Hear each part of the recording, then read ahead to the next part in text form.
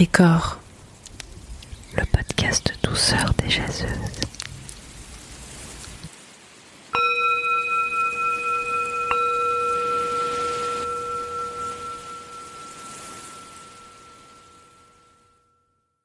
Cet épisode de Pétricor est proposé par Mathilde Léichelet. Moi, ce que j'aime dans la vie, c'est l'ASMR, l'histoire des femmes et les révolutions. Alors, pour Pétricor, j'ai eu envie de mélanger un peu tout ça et de vous proposer un peu d'ASMR, un peu d'histoire des femmes et un peu de révolution.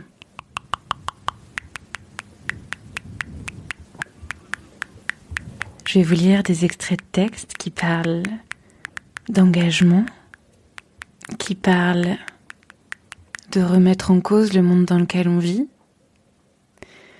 et de construire quelque chose de mieux. Olympe-Audouard. Guerre aux hommes, 1866. Messieurs, c'est bel et bien la guerre que je vous déclare. J'attaque plus fort que moi, j'attaque le sexe fort tandis que je fais partie du sexe faible. Vous autres messieurs, vous attaquez bien souvent les femmes dans vos clubs, dans vos cercles, dans vos réunions.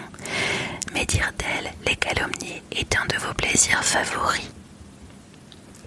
Vous les attaquez et les insultez même, dans vos écrits, dans vos journaux, oubliant complètement qu'insulter qui ne peut vous répondre par un bon coup d'épée s'appelle, dans la langue française, un fort vilain mot.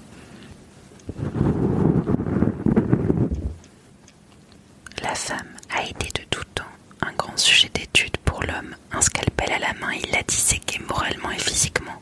Avec acharnement et sans pitié aucune, il a fouillé les replis les plus secrets de son cœur. Ses vices, ses défauts et travers, rien n'a échappé à son esprit biographique et inquisiteur. Il a classé les femmes en différentes catégories.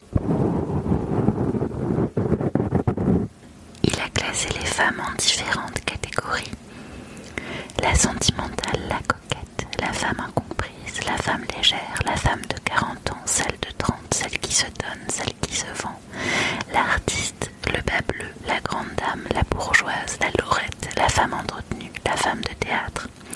Tous ces types, créés par lui ont fourni des sujets d'études satiriques, remplis d'humour et surtout de malice, souvent de méchanceté.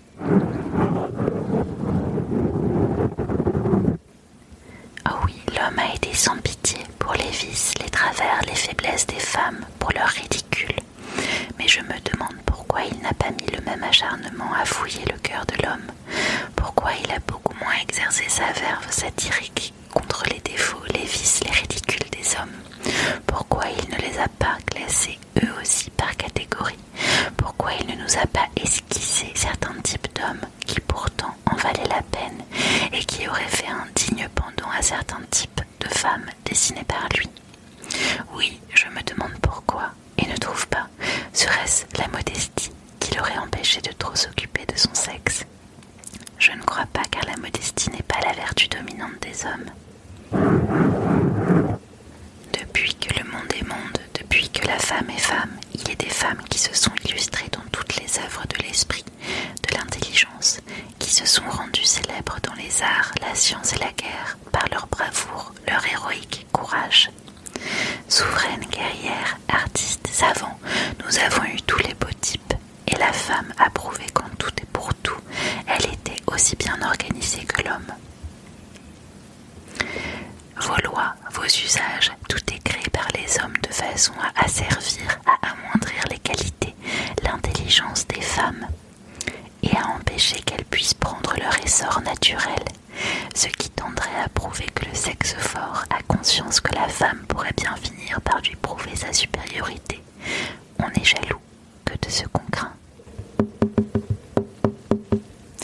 Dès qu'une femme arrive dans la guerre, dans l'art de gouverner, dans les sciences, dans les arts, dans la littérature, à se faire une réputation, dès que les hommes la voient marcher vers la célébrité, ils sont tous acharnés après elle, ils discutent son talent, la raillent impitoyablement, ils essayent par tous les moyen possible de l'amoindrir, de l'annihiler. Je pose en fait que pour qu'une femme réussisse dans quelque carrière que ce soit, il faut qu'elle ait 10 fois plus de talent qu'un homme, car lui trouve une camaraderie prête à l'aider, à le soutenir, et la femme a à lutter contre un parti pris de malveillance. La liberté que je réclame est digne d'un être égal à l'homme, c'est d'être traité par les lois, par le monde, comme un être intelligent et non comme un enfant. Je réclame pour elle l'égalité devant la loi, son émancipation.